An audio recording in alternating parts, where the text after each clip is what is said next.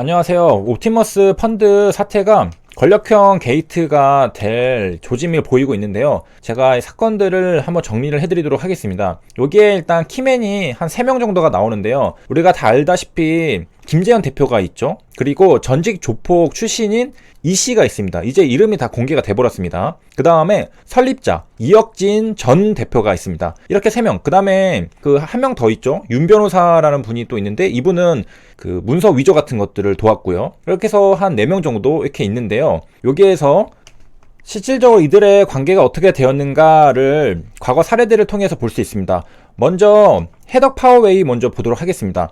이거는 옵티머스 자금을 이용해서 무자본 M&A로 했었던 그런 업체죠. 그리고 여기에 사회이사가 과거 윤 변호사의 부인인 이 변호사가 사회이사로 있기도 했었던 회사입니다. 여기에서 바지 사장은 그 이씨, 이동열 씨가 바지 사장이었고 실질적인 운영은 김재현 대표가 도맡았다라고 한 주주가 말을 했습니다. 그래서 이제 전직 조폭 출신이라 그런가 충성심이 상당했다고 합니다. 그래서 바지 사장은 전직 조폭 이씨고요. 옵티머스 대표연 김 대표가 결국에 실질적으로 운영을 해서 이 이씨를 앞세운 회사들을 통해서 돈을 빼간 것이다. 그래서 이런 관계가 있고요. 그래서 김재현 대표랑 여기 이동열 씨 관계, 그 다음에 이혁진 씨랑은 전직 대표거든요. 김재현이랑 무슨 관계냐라는 것은 같은 대학 출신입니다. 전 대표 이혁진 씨는 한양대 경제학과, 김재현 대표는 한양대 법학과 출신입니다. 그리고 이게 권력형이라고 조금씩 의심을 받고 있는데 아직 밝혀진 건 없지만 임종석 전 청와대 비서실과도 동기생이라고 합니다. 여기 이혁진 씨 대표가요. 단순 동기생만은 아니고 임 전 실장이 설립한 남북경제문화협력재단의 상임이사로 재직한 바가 있다라고 합니다. 자, 뒤에 또 뭐 있네요. 2012년에는 이제 대선 캠프 특보도 맡았고, 그다음에 총선에서 후보로 출마하기도 했고 이랬습니다.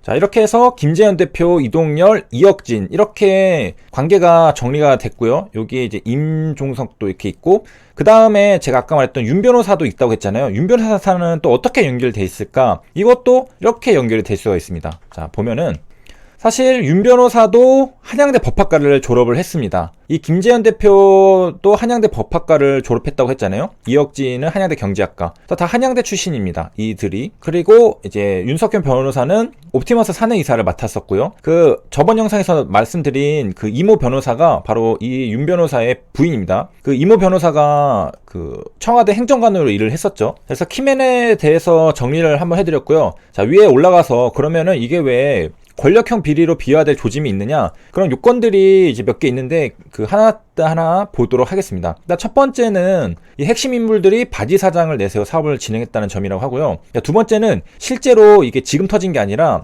지난해니까 2019년이거든요. 그때부터 피해자들이 관련 기관에 문제를 계속 제기를 했는데 이렇다 할 조치가 없었습니다. 이 문제를 제기했는데 아무 그런 게 없었다는 거죠. 그 다음에 세 번째는 이 자산운용사 관계자들이 여권 실세들과 가깝다는 점. 그래서 금융자본과 결탁한 권력형 비리의 조건을 갖추고 있어서 혹시 이게 좀 권력형 비리가 되지 않을까라고 지금 추측을 하고 있는 중이라는 거죠. 그래서 이제 차근차근 또 보면은 이제 첫 번째 여기 그 피해자들이 문제 제기를 했다고 했잖아요. 거기 했던 기관들이 금융감독원, 한국거래소, 서울남부지검 이런 기관에 피해를 호소를 했었는데요. 별다른 조치를 이뤄지지 않았다고 합니다. 옵티머스 펀드에 돈을 넣었던 사람들이 그 요청을 한 건 아니고 이 헤덕 파워웨이 M&A 하는 과정에서 피해를 본 회사 관계자들이 요청을 했었다고 합니다. 그런데 이런 것들을 적극적으로 대응하지 않았기 때문에 그 사안이 이제 피해가 점점 커졌다는 거죠. 그래서 이거는 이제 두 가지로 해석할 수 있는데, 첫 번째는 이 사안의 중요성을 몰랐기 때문에 그냥 넘겼다. 그럴 경우에는 이제 관계기관의 직무유기 문제가 발생을 하게 되고요. 그 다음에 이 혹시 진상조사를 막는 외압이 있었다면은 이제 두 번째가 권력형 게이트가 될 수 있는 겁니다.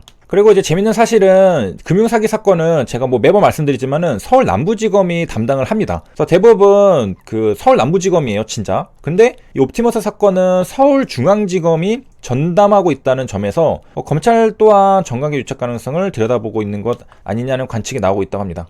그러니까 지금 금융사기 사건을 넘어서서 범위가 더 커지게 생각을 하고 조사를 하고 있는 게 아닌가 라는 관측이 나온다는 겁니다. 자, 두 번째는 여권 실세들이랑 친하다는 건데요. 이혁진 전 대표는 이미 다른 범죄로 검찰 수사를 받고 있었습니다. 근데 2018년에 해외로 도피했는데 요 도피한 루트를 보면 범죄 혐의자거든요. 그런데 그가 대통령 해외 순방에 동행해서 도피 행각을 벌였다고 합니다. 그리고 검찰이 범죄 인도 조치 등을 취하지 않았다. 이런 것들은 배우가 없이는 불가능하다는 게 법조계의 전반적인 평가라고 합니다. 그래서 뭐 몰래 배 타고 도망간 게 아니라 그 대통령 해외 순방에 따라갔어요. 그리고 이거는 약간 추측에 가까운 것 같은데 그래도 한번 읽어보면은 관계기관의 피해자들이 계속 진상조사를 요청했는데 관계기관도 대응책은 뭐 없었고, 그 다음에 김 대표랑 이 씨는 피해자들의 주장을 그냥 묵살했는데 이런 것들은 진상조사가 이루어지지 않을 것이란 확신 없이는 불가능 일이었다라고 합니다. 그래서 지금 현재는 어떻게 되었느냐?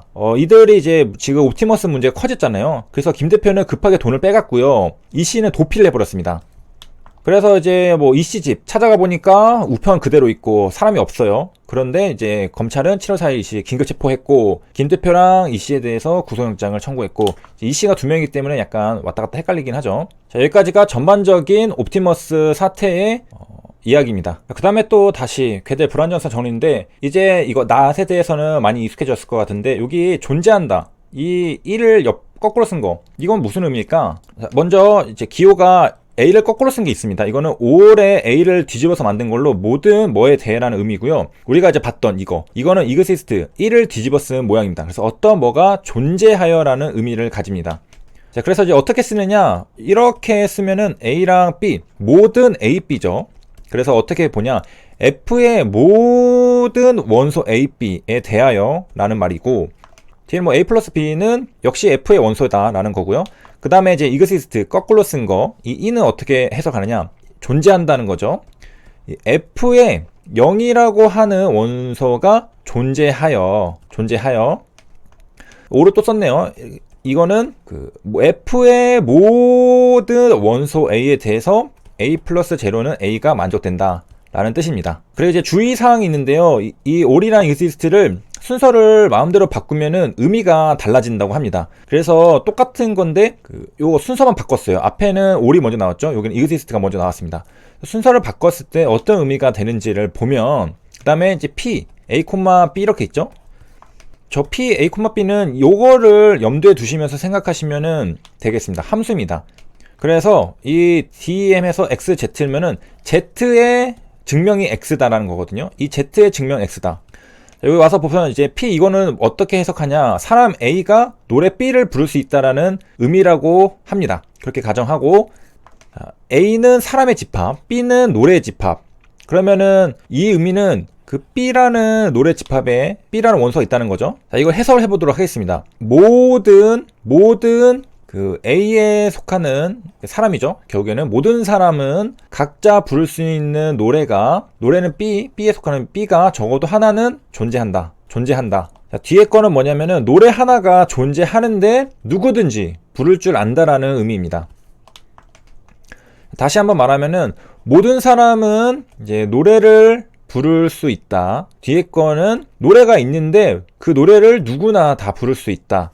다른 거죠. 그래서 요게 더 강력합니다. 무슨 말이냐면은 이게 참이면 당연히 이것도 참이라는 거예요. 어떤 노래가 존재하는데 이거는 누구나 다 부를 수 있는 노래예요. 그러니까 어떤 한 노래가 있는데 누구나 다 부를 수 있기 때문에 사실상 이제 모든 사람들은 어떤 노래도 하나 정도는 부를 수 있는 게 있는 거잖아요. 그렇기 때문에 요거가 참이면 당연히 이것도 이렇게 참이 되는 거죠. 자, 반대 경우에는 그렇게 되지 않겠죠. 모든 사람이 부를 수 있는 노래가 하나 정도, 적어도 하나 정도는 있는데 그 노래가 모든 사람들이 다 부를 수 있는 거 아니죠.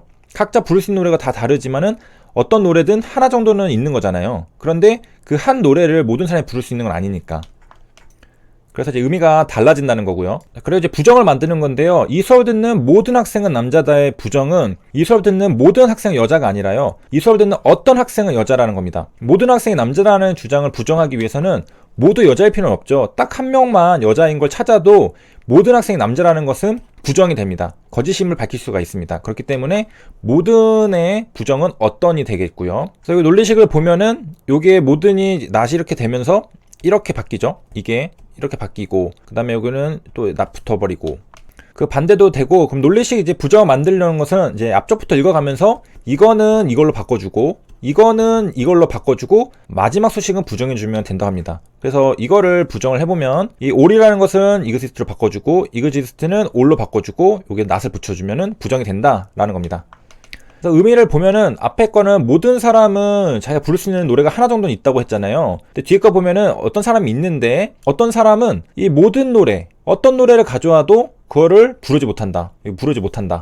그러니까 앞에 것을 부정하려면은 그냥 한 사람이라도, 적어도 한 사람이라도 어떤 모든 노래에 대해서 노래를 부르지 못한다면은 앞에 게 부정이 되죠. 모든 사람은 적어도 하나 정도는 자기가 부를 수 있는 게 있다고 했는데 어떤 사람도 모든 노래를 다 뒤져봐도 부르지 못한다라고 되니까 부정이 되죠. 이것도 예시 하나 더 있는데 이것도 부정을 해보면은 이 all을 exist로 바꾸고 exist는 all로 바꾸고 all은 exist로 바꾸고 exist는 all로 바꾸고 그 다음에 마지막에 이거 아니다 이렇게 하면은 됩니다. 이렇게 해서 기계적으로 부정문을 만들 수 있습니다. 이 기계적이라는 말을 나중에 또 쓸 텐데요. 일단 여기까지 시청해줘서 감사합니다.